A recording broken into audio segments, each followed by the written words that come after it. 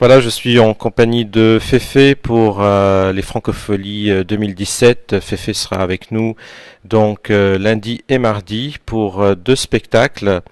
Ce sont deux spectacles un peu différents si je me trompe pas.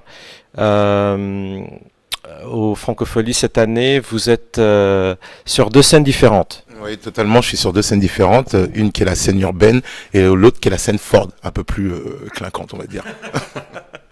Des invités sur la scène Ford. Aucun invité, hélas. Voilà. Ouais, je viens tout seul avec voilà, comme un grand, avec mon petit bâton, mes petits gars. Et voilà. Voilà. Donc la dernière fois, c'était il y a 3 ans, c'était un 15 juin. Vous étiez aussi dans une scène extérieure. On s'est beaucoup éclaté lors du concert. C'était le deuxième album à l'époque.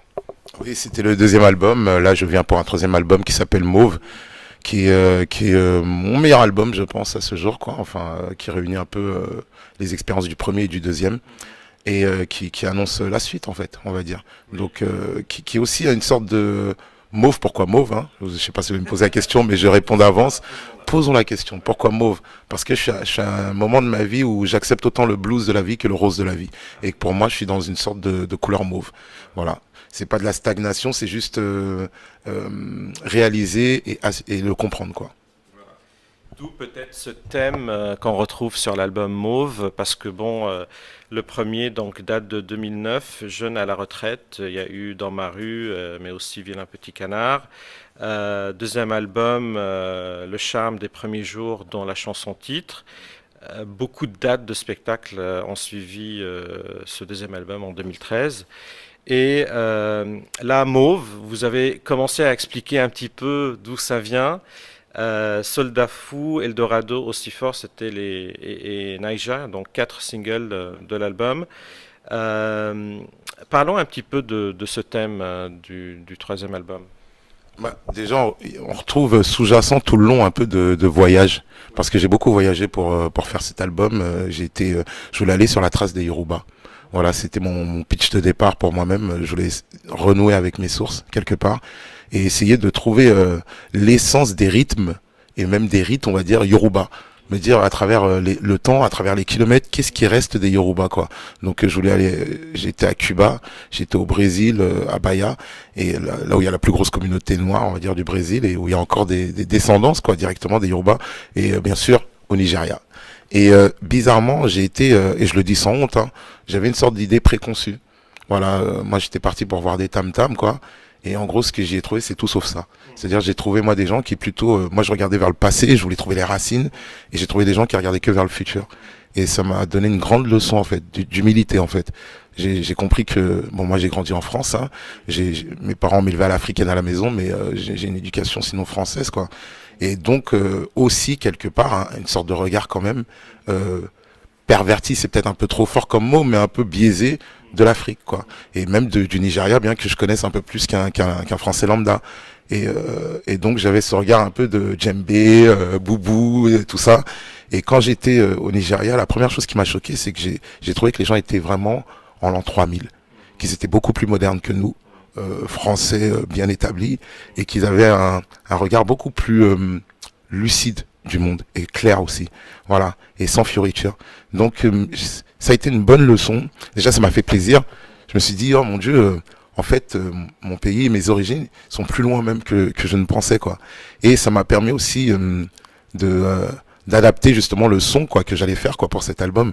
J'étais venu pour un son et j'en ai créé un autre, voilà. D'où donc diversification musicale. No Puedo, c'est un peu un constat.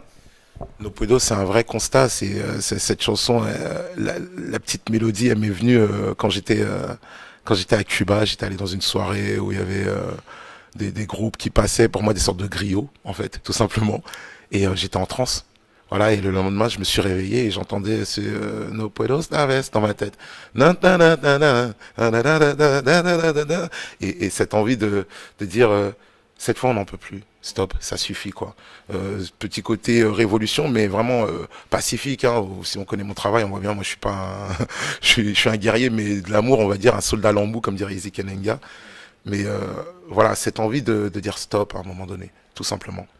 Et en espagnol, vous imaginez. Mais je me trouvais, je me suis permis ça parce que je trouve que bizarrement, il y a un lien tellement fort, par exemple, entre l'Amérique du Sud et l'Afrique, c'est pas nouveau, quoi, et une sorte de culture parallèle.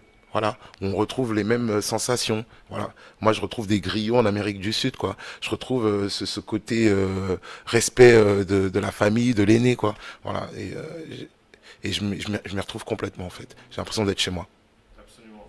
En fait, c'est ce qui reflète votre quête qui a commencé donc à Cuba, qui s'est retrouvée au Nigeria. Exactement. Voilà. C'est exactement ça. Parlons des collaborations. Donc M, Mathieu Chédid, Tété, Ayo, Orelsan. Non, pas Orelsan. Non? Qu'est-ce qui s'est Orelsan n'est passé pas avec dans mon Orelsan? Ce qu'il faut savoir, je fais enfin je faisais, mais je vais en refaire, des petites vidéos qui s'appellent Ma vie la vraie, où juste je raconte un peu le making-of d'un album presque en live. Tu vois. Et il arrive que de temps en temps, pendant un album, on appelle d'autres artistes qu'on apprécie, juste pour avoir un peu leur ressenti, quoi. Parce que parfois ça peut aider. Nous, c'est comme si on est sur une toile, on est tout près, on voit plus rien à un moment donné. Et c'est bien d'avoir d'autres artistes qui arrivent, qui ont une autre vision, et qui vont dire ah c'est pas mal, mais t'as mis un peu trop de rouge là, ou t'as pas remarqué que ta dominante est bleue. Voilà. Donc il y a Orelsan qui est passé, Oxmo Puccino qui est passé. Voilà. Et juste pour prendre et ça a fait une sorte de buzz où les gens se sont dit ah il y a Orelsan dans l'album de Féfé. Non, pas du tout. On pourrait travailler ensemble. Non, on pourrait travailler ensemble, mais voilà, il faut la chanson, le moment, voilà. Mais ça se fera peut-être un jour, hein, big up pour elle. Mais sinon, pour parler des autres, alors Mathieu Chédid, Tété et Ayo, ce que je peux dire comme point commun entre ces trois artistes, c'est déjà que je les connais depuis très longtemps, pour la plupart, puis quasiment mes débuts en fait dans la musique professionnellement, et que c'est des gens, j'aime à le dire, je le répète souvent, mais c'est la vérité, qui n'ont pas le regard qui change. Voilà. Dans ce business, les gens ont le regard qui change selon que vous soyez en haut, en bas, ou selon que eux sont en haut ou en bas. Et eux sont des gens qui, même quand ils étaient très hauts, ou moi très bas, ou moi très haut, on s'est toujours regardé de la même manière. Et je voulais absolument, dans cet album-là précisément, n'avoir que des gens comme ça. Des gens qui, pour me dire cet album qui ne marche ou qui ne marche pas, je sais que ces gens seront contents et fiers d'avoir participé. Et j'avais besoin de ça à ce moment-là dans ma vie. Pour la petite histoire, pour ceux qui nous regardent et qui nous écoutent pour la première fois, Féfé, donc vous avez commencé avec la formation OFX, suivi Sayan Supaku, beaucoup de succès, beaucoup de concerts. Je veux dire, je pense que vous, votre expression, elle est d'abord sur scène. C'est ce qu'on ressent aussi. Vous faites des albums pour faire la scène finalement. Bah, ouf, ouais, je vais devoir finir par capituler et dire oui. Ouais, moi j'ai deux amours quoi. C'est être en studio comme un rat de laboratoire et chercher encore et encore, et aussi être sur scène et le partager directement quoi. Je suis autant égoïste que généreux. Voilà. Et c'est ce que j'aime dans la musique, c'est ces deux côtés là quoi. Donc moi je fais des albums pour kiffer. Voilà, j'ai le virus, je peux rien y faire. C'est vrai que j'aime beaucoup les partager sur scène parce que ce que j'aime sur scène, c'est que je n'ai aucun intermédiaire. C'est direct, le public, il le ressent ou il le ressent pas. Voilà, mais au moins c'est direct. Voilà. À quoi peut-on s'attendre pour les Francopholies à Montréal? Ah, vous me posez la question qui me tue pour tous les festivals. À quoi est-ce qu'on peut s'attendre pour... La vérité, c'est que même moi, je ne sais pas en fait. Avant chaque concert, c'est ça un live, c'est live justement, c'est direct, tu vois. Et ça va dépendre de ce que les gens me donnent aussi, de l'atmosphère, de ce qu'il y aura dans l'air à ce moment-là. C'est vraiment un échange. Il y a quelqu'un juste avant d'arriver là à Montréal, on a fait un concert à Saint-Aubin. Et il y a une personne qui arrêtait pas de me dire, qui me découvrait sur scène, une maman ou une grand-mère, quoi, et qui me disait, mais c'est tellement humain. Voilà, quoi. Et c'est que ça, quoi. C'est humain, ça va dépendre. Peut-être les gens seront bien, peut-être moi je serai moins bien, j'en sais rien. On peut pas contrôler ces choses-là. Mais c'est ça qui est bon aussi dans le live, quoi. Tout à fait. Donc, on rappelle les dates. Féfé en Francophonie de Montréal, le 12 juin à 23 heures sur la scène urbaine et le 13 juin, donc mardi, 20 heures, Sandford. Merci beaucoup, Féfé. Très bonne continuation. Merci à vous.